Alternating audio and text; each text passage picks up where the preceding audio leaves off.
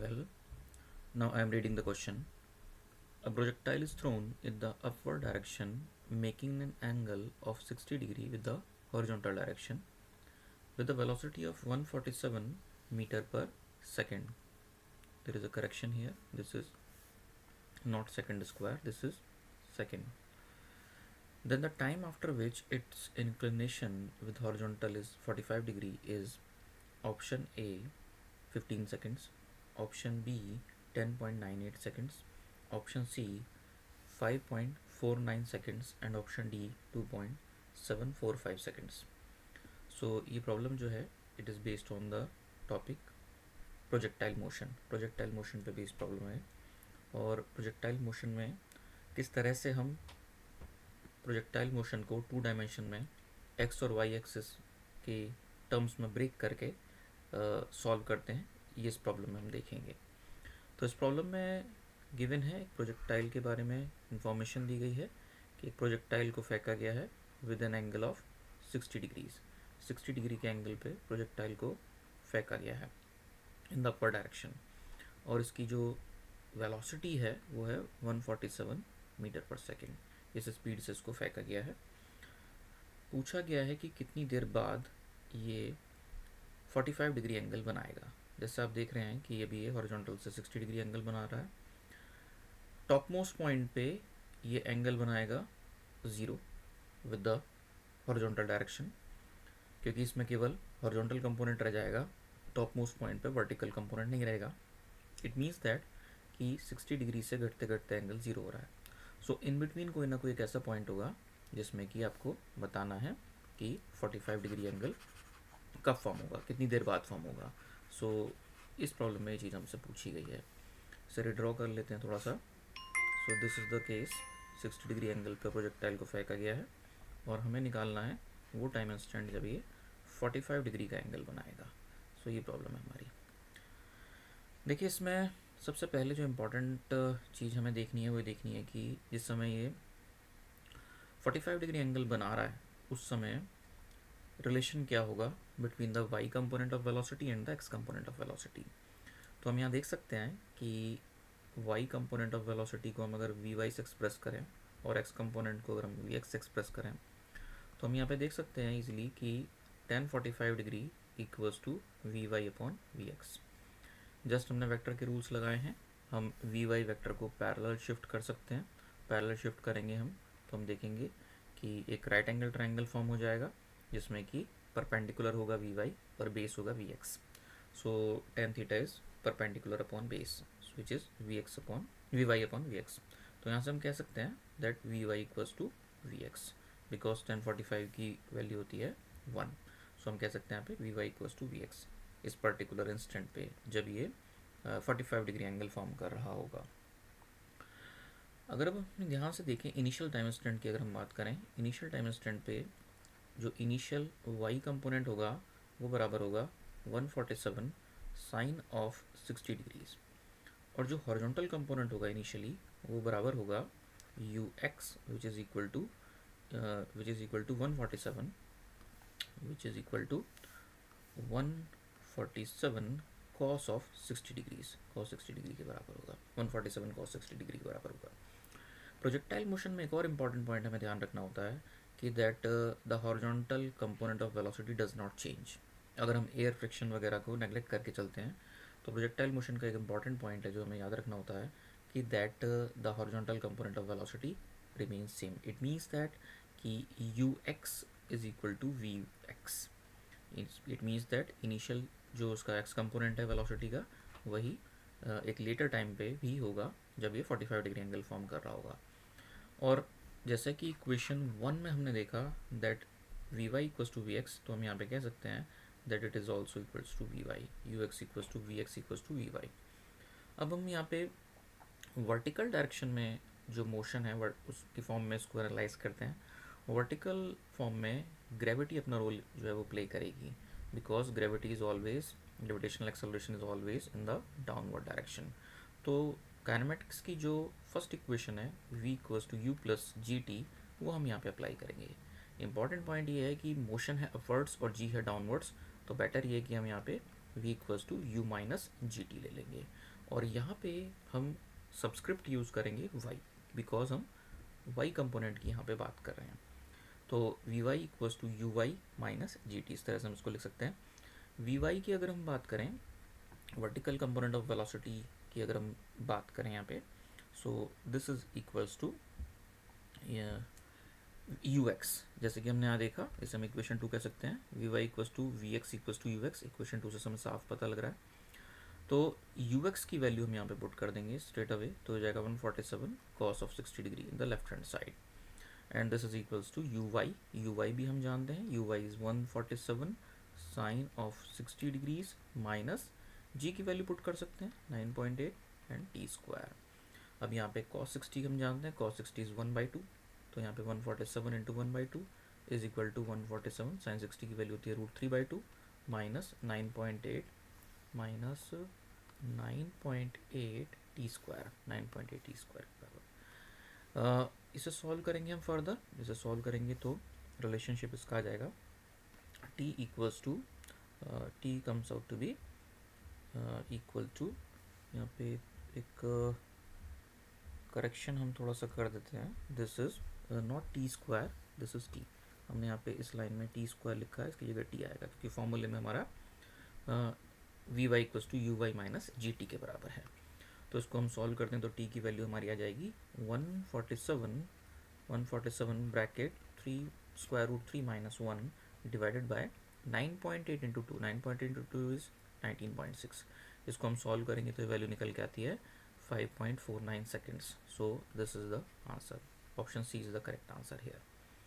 Now let us move to another problem. अगली problem पे चलते हैं। A particle moves along the straight line. एक पार्टिकल है स्ट्रेट लाइन में मूव कर रहा है, OX लाइन के अलॉन्ग जो है मूव कर रहा है। At a time t, the distance x of the particle from O is given by x equals to 40 plus 12t minus t cube. How long would the particle travel before coming to rest? कितना वो चलेगा rest में आने से पहले। तो यहाँ पे जो इक्वेशन दी है हमें, इक्वेशन हम लिख लेते हैं एक बार। x की इक्वेशन गिवन है, x is equal to 40 plus 12t minus t cube. ये बेसिक कंसेप्ट जो यहाँ पे यूज़ होगा वो ये होगा कि जिस समय वो स्टेशनरी हो जाएगा, जिस समय वो स्टिल हो जाएगा, उस समय उसकी वेलोसिटी ज़ीरो हो जाएगी, उसकी वेलोसिटी जो है वो ज़ीरो हो जाएगी।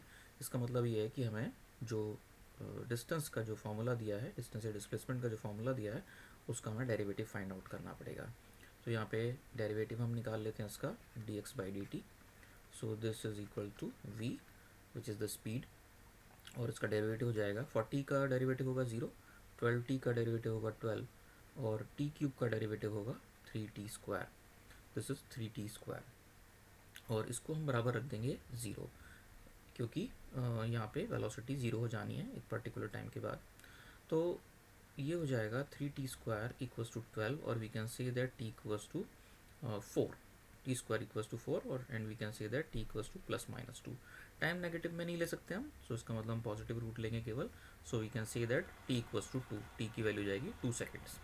लेकिन हम पे यहाँ टाइम नहीं पूछा गया, हमें ये पूछा गया है कि वो कितना ट्रेवल कर चुका होगा इस 2 सेकेंड्स के ड्यूरेशन में।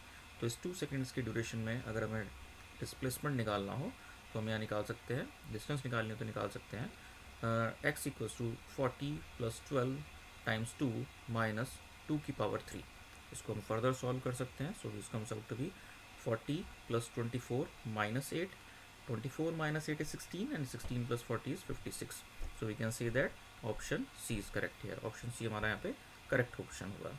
Now let us move to another problem. अगली प्रॉब्लम पे चलते हैं हम यहाँ पे। इस पर्टिकुलर प्रॉब्लम में हमसे कहा गया है, a tube of length L is completely filled with an incompressible liquid of mass capital M and closed at both the ends. The tube is then rotated in horizontal plane about one of its end with a uniform angular velocity of omega. The force exerted by the liquid at the other end is option A ml square omega square by 2, option B ml omega square by 2, option C ml square omega upon 2, and option D ml omega square. So ये particular problem जो है based है on the concept of the formula for the centrifugal force, क्योंकि यहाँ पे अगर कोई particular tube है, अगर वो रोटेट करेगी तो उसके अंदर का जो फ्लूइड है वो बाहर की तरफ जाने की कोशिश करेगा और उस टाइप और एक फोर्स लगाएगा at the close and, other and, corner most point, और उसी को ही हम सेंट्रीफ्यूगल फोर्स कहते हैं। तो यहाँ पे सेंट्रीफ्यूगल फोर्स का जो फॉर्मूला है होता है m omega square r. This is equals to m omega square r. अब यहाँ पे इम्पॉर्टेंट पॉइंट ये है कि ट्यूब जो है, ट्यूब को अगर रोटेट किया जा रहा है तो सेंटर पॉइंट के रेस्पेक्ट में अगर रोटेट किया जा रहा है तो उसकी जो डिस्टेंस अगर टोटल एल है तो उसके एक्सेस पॉइंट से लेके कॉर्नर तक की दूरी एल बाई टू होगी। तो यहाँ पे जो आर लेंगे हम, वो आर लेंगे हम एल बाई टू के बराबर, r is l by two. तो यहाँ पे हम कह सकते हैं that the force exerted by the liquid at the other end is m l omega square by two. तो यहाँ पे ऑप्शन बी हमारा करेक्ट हो जाएगा। Now let us move to another problem. What determines the nature of the path followed by the particle. कोई भी particle अगर move कर रहा है तो उसमें उसका शेप क्या होगा, उसकी ट्रेजेक्ट्री क्या होगी, उसका पाथ क्या होगा, ये किस चीज़ से डिपेंड करेगा। तो ऑप्शन दिए हुए हैं यहाँ पे speed, velocity, acceleration, and in part D both option B and C. It means that it depends both on velocity and acceleration. So हम clearly जानते हैं कि that velocity and acceleration these are the directional quantities. तो अगर हम path या trajectory की बात करते हैं, जो हम कैलकुलेट करेंगे, जिसका हमें आइडिया लगेगा, वो लगेगा by both velocity and acceleration. Velocity और एक्सेलरेशन दोनों से इसका हमें पता लगेगा। तो यहाँ पे हम कह सकते हैं that option d is correct here, because the path followed depends upon the velocity as well as the acceleration. Now let us move to another problem. A bullet loses 1 by 20 of its velocity after penetrating a plank. How many planks are required to stop the bullet? तो यहाँ पे problem जो है kinematics की equation पे based है। Retardation का case है, एक प्लांक है, कोई वुडन प्लांक हो सकता है, जिससे अगर बुलेट पास होगी तो इनिशियल जब वो स्ट्राइक करेगी उस प्लांक को और जिस समय वो बाहर निकल रही होगी तो उस समय उसकी वेलोसिटी में कमी आएगी।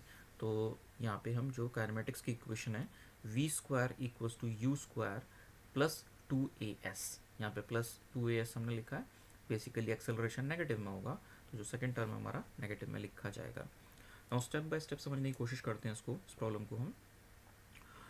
अगर हम फर्स्ट मोस्ट सबसे पहले प्लांक की बात करें, सबसे पहले प्लांक के लिए क्या होगा, सपोज ये u वेलोसिटी से फर्स्ट प्लांक में जो है एंटर करती है और जैसा कि दिया है कि इसकी 1/20th जो वेलोसिटी वो रिड्यूस हो जाती है। इट मीन्स दैट जो फाइनल वेलोसिटी होगी इस प्लांक को क्रॉस करने के बाद वो होगी u minus u by 20। So this comes out to be 19u by 20। 19u by 20 से ये बाहर निकलेगी। अब यहाँ पे हम इक्वेशन लगाएंगे v square equals to u square plus 2as। ये इक्वेशन हम यहाँ पे लगाएंगे। यहाँ पे v स्क्वायर यानी v जो है हमारा फाइनल वेलोसिटी है वो है 19u अपॉन 20, इसका whole square equals to u square plus 2as। इसको हम सॉल्व करेंगे तो यहाँ से हम 2as की वैल्यू निकाल लेंगे, वो आएगी 19 upon 20 whole square minus 1 times u square. और इसको फर्दर हम सॉल्व करेंगे तो ये वैल्यू सिंप्लीफाई होकर हमारी निकल के आएगी -39/400 you square. So this is the value of 2as। इसको हम इक्वेशन नंबर 1 कह देते हैं। अब यहाँ पे हम ओवरऑल पिक्चर की बात करते हैं, यानी अगर suppose n number of Planck's लग रहे हैं तो हमें वो n निकालना है। तो सिचुएशन कुछ इस तरह से हो जाएगी, सीरीज़ में ये n प्लांक्स लगे हुए हैं और सक्सेसिव मैनर में, जो कि क्या कर रहे हैं, जो कि उस पर्टिकुलर बुलेट की स्पीड को घटाने का काम कर रहे हैं। तो अगर इनिशियल वेलोसिटी u से यहाँ एंटर कर रही है कोई बुलेट, तो हम चाहते ये हैं कि जो n हो वो कुछ इस तरह से हो कि फाइनल वेलोसिटी 0 हो जाए। तो यहाँ इस तरीके से ये total n number of Planck's की वजह से हम देखते हैं कि फाइनल वेलोसिटी 0 हो जानी चाहिए।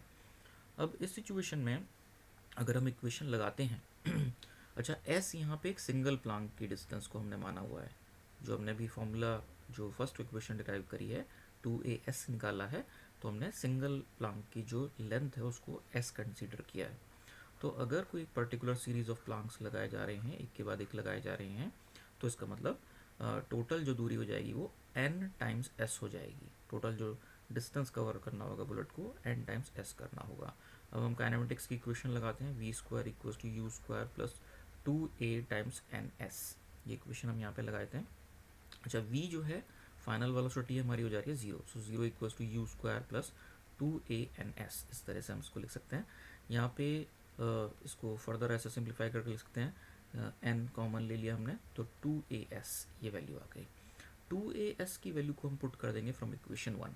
तो यहाँ से हम स्टार्ट कर देते हैं, यहाँ से कंटिन्यू करते हैं। तो ये हो जाएगा 0 equals to u square plus n times -39/400 times u square. इसको जब हम पूरा सॉल्व करेंगे तो u की जो n की जो वैल्यू आएगी, u तो कॉमन ले लेंगे हम और 0 के नीचे जाके वो 0 हो जाएगा, डिनोमिनेटर में जाके वो 0 हो जाएगा। यहाँ से सॉल्व करके n की जो वैल्यू आएगी वो आएगी हमारी नियर अबाउट 10.26। ये वैल्यू लगभग आती है हमारी 10.26 के आसपास। अब 10.26 के लिए हम क्या करेंगे कि जो नेक्स्ट राउंडिंग ऑफ करेंगे नेक्स्ट नंबर पे, तो इसका मतलब एटलीस्ट 11 प्लांक्स होने चाहिए, तब फाइनल वेलोसिटी जाके 0 होगी। तो ये हमारा आंसर हो जाएगा n equals to 11। So option c is correct है, ऑप्शन सी हमारा करेक्ट होगा। Now let us move to another problem. अगली प्रॉब्लम पे चलते हैं। इस प्रॉब्लम में कहा गया है, a particle covers 150 meter in 8 second starting from rest. Its acceleration is option a 15 meter per second square, option b 20 meter per second square, option c 10 meter per second square and option d 8 meter per second square. तो ये problem जो है kinematics की एक simple equation पे based है। इस equation को आप रिमेंबर कर लीजिए कि nth सेकेंड में चली गई दूरी, the distance covered in nth second. तो nth सेकेंड में चली गई दूरी के लिए जो फॉर्मूला है हमारे पास वो है s nth equals to you plus a bracket n minus half. ये फॉर्मूला आपको याद रखना है। एक पर्टिकुलर टाइम सिंगल सेकेंड में चली गई दूरी है, वो सेकेंड जो है आपका लास्ट सेकेंड भी हो सकता है और वो इंटरमीडिएट सेकेंड्स भी हो सकता है। तो यहाँ पे वैल्यू एस एन जो दी गई है, nth सेकेंड में चली गई दूरी दे रखी है 150 मीटर्स। यू हम रख देंगे 0 क्योंकि रेस्ट यहाँ पे एक वर्ड यूज़ हो रहा है, रेस्ट से ऑब्जेक्ट शुरू हो रहा है, प्लस ए जो कि हमें निकालना है टाइम्स एन हम जानते हैं 8 माइनस हाफ। तो यहाँ से हम फर्दर सॉल्व कर लेंगे तो ए की वैल्यू हमारी निकल के आती है 20 meter per second square. So we can say that option b is correct है। ऑप्शन बी हमारा यहाँ पे करेक्ट ऑप्शन होगा। Now let us move to another problem. अगली प्रॉब्लम पे चलते हैं। A stone tied to the end of a string of 1 meter long is whirled in a horizontal circle at a constant speed. If the stone makes 22 revolutions in 44 seconds, what is the magnitude and direction of the acceleration of the stone?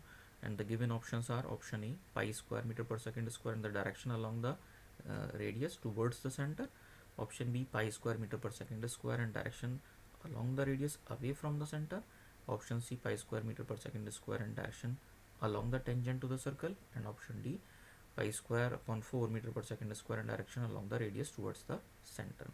तो ये circular motion पे based problem है। इस circular motion में हमें जो information given है वो गिवन है कि एक तो जो सर्कुलर पाथ है उसकी रेडियस गिवन है, सर्कुलर पाथ की रेडियस गिवन है 1 मीटर डिस्टेंस दे रखी है। So 1 meter is the radius of the circular path, this is the radius. और ये दिया हुआ है कि 22 रिवॉल्यूशन जो हैं उन्हें करने में 44 सेकेंड्स लगते हैं। तो 1 रिवॉल्यूशन में कितना टाइम लगेगा, 44/22 which is equal to 2 seconds. एक सिंगल रिवॉल्यूशन में 2 सेकेंड का टाइम लगेगा और इसी को हम टाइम पीरियड कहते हैं। एक सिंगल रिवॉल्यूशन में लिए गए समय को ही हम टाइम पीरियड कहते हैं। इक्वेशन हम जानते हैं, बेसिकली ये सेंट्रीपिटल एक्सेलरेशन यहाँ पे लगेगा। हमेशा हमें ध्यान रखना है कि रेडियस के अलॉन्ग होगा और टुवर्ड्स द सेंटर होगा। तो यहाँ हम स्ट्रेट अवे कह सकते हैं ऑप्शन ए करेक्ट हो सकता है और ऑप्शन डी भी हो सकता है। अभी ए और डी में चेक करना होगा कि कौन सा सही है, तो उसके लिए पूरा प्रॉब्लम को सॉल्व करना होगा। तो यहाँ पे एक्सेलरेशन जो होगा, सेंट्रीपिटल एक्सेलरेशन होगा, वो बराबर होगा, उसके लिए फॉर्मूला है ओमेगा स्क्वायर आर, और ओमेगा को हम जानते हैं which is equal to 2 pi by capital t, where capital t is the time period. तो ये वैल्यू हम यहाँ पे पुट कर देंगे 2 पाई/2 whole square times r, r की वैल्यू हमारी यहाँ पे 1 है। तो जब हम सॉल्व करेंगे तो वैल्यू निकल के आएगी pi square meter per second square. So we can say that option a is correct here. Option a हमारा यहाँ पे करेक्ट ऑप्शन होगा। Now let us move to another problem. इस प्रॉब्लम में कहा गया है the horizontal range of a projectile is 400 meters, the maximum height attained will be option A 100 meters, option B 200 meters, option C 400 meter and option d 800 meters. तो यहाँ पे maximum height की बात की गई है जो कि रिलेटेड होगी विद द मैक्सिमम रेंज। तो अगर हम बात करें जो हमारे फॉर्मूले हैं, रेंज का फॉर्मूला हम जानते हैं, the range is equal to u square sine 2 theta upon g, and for the height the formula is u square sine square theta upon 2g। तो यहाँ पे मैक्सिमम हाइट अचीव जो होगी या मैक्सिमम रेंज जो अचीव होगी वो theta equals to 45 degree पे होगी। ये रूल हम जानते हैं, थीटा इक्वल्स टू 45 पे ही होगा। तो जब हम यहाँ पे वैल्यू पुट करेंगे तो रेंज के जो एक्सप्रेशन है, तो sine 2 into 45, 2 into 45 is 90, sine 90 is 1, so हो जाएगा यू स्क्वायर अपॉन जी। इसी तरह से हम कह सकते हैं that u square sine square theta means sine 45 degree whole square, which means that 1 upon square root 2 whole square divide by 2g। तो इसको हम फर्दर सॉल्व करते हैं तो वैल्यू निकल के आएगी यू स्क्वायर अपॉन 4g, ये वैल्यू निकल के आ जाएगी। तो यहाँ से अगर हम देखें this is equals to the height is equal to u square upon 4g। तो यहाँ पे रेंज दी हुई है, हमें रेंज की वैल्यू दी हुई है 400। तो यू स्क्वायर अपॉन जी की वैल्यू हम पुट कर देंगे इन इक्वेशन नंबर 2। अगर हम इसे कहते हैं इक्वेशन नंबर 1, और 400 equals to u square upon g, इसको हम इक्वेशन 1 कह रहे हैं, और h equals to u square upon 4g, इसको हम इक्वेशन 2 कह रहे हैं। तो यहाँ से यू स्क्वायर अपॉन जी की वैल्यू पुट कर देंगे, यू स्क्वायर अपॉन जी की 400, तो h comes out to be 400 divide by 4, ये आ जाएगा, and which comes out to be 100 meters. So we can say that option a is correct here, option a हमारा यहाँ पे करेक्ट होगा। Now let us move to another problem. There is a bit correction here, थोड़ा सा correction है इस problem में। यहाँ पे ये जो देख रहे हैं आप, यहाँ टी स्क्वायर आएगा जो थर्ड टर्म है। The displacement of a particle is given by x equals to a plus a1t by 2 minus a2t square आएगा upon 3। What is the its acceleration, इसका एक्सेलरेशन क्या होगा? And the given options are option a 2a2 by 3, option b minus 2a2 by 3, option c a2 and option d 0। तो ये problem based है the relationship between the distance and velocity and acceleration. तो यहाँ में displacement दिया हुआ है, let me correct my self, basically मैंने वर्ड यूज़ किया डिस्टेंस ना कह के हमें यहाँ पे डिस्प्लेसमेंट कहना पड़ेगा, क्योंकि डिस्प्लेसमेंट एक वेक्टर क्वांटिटी है और करस्पॉन्डिंगली वेलोसिटी और एक्सेलरेशन वेक्टर क्वांटिटीज हैं। So the displacement is x is a plus a1t divide by 2 minus a2t square by 3। तो इस इक्वेशन का डेरिवेटिव ले लेते हैं, तो ये आ जाएगा dx by dt is equal to first term यानी a का डेरिवेटिव हो जाएगा 0 बिकॉज कांस्टेंट का डेरिवेटिव 0, a1t बाई 2 इसका डेरिवेटिव आ जाएगा a1 बाई 2, एंड लास्ट जो टर्म है वो हमारा आ जाएगा माइनस 2a2t बाई 3। ये इक्वेशन आ गई। अब इसमें हम निकालना है इसका दोबारा से डेरिवेटिव, क्योंकि हमें एक्सेलरेशन चाहिए। सो acceleration is equal to the double derivative of the displacement. तो जो फर्स्ट टर्म है a1 बाई 2 इसका डेरिवेटिव 0 हो जाएगा, और जो सेकेंड टर्म है उसका डेरिवेटिव जो है वो जाएगा माइनस 2a2 बाई 3। सो ये हमारा एक्सेलरेशन हो जाएगा। So we can see that option b is correct है, ऑप्शन बी हमारा यहाँ पे करेक्ट ऑप्शन होगा। Let us move to another problem. इसमें कहा गया the area of the acceleration displacement curve of a body gives option a impulse, option b change in momentum per unit mass, option c change in kinetic energy per unit mass, and option d total change in energy. तो ये एक fact based problem है, ये आपको fact remember करना पड़ेगा कि acceleration displacement curve अगर हमारे पास है तो उससे हमें पता लगता है the change in kinetic energy per unit mass. So आपको ये फैक्ट जो है वो लर्न करना पड़ेगा to solve this problem. So hope this solve your queries. So hope you understand these problems. Thank you very much.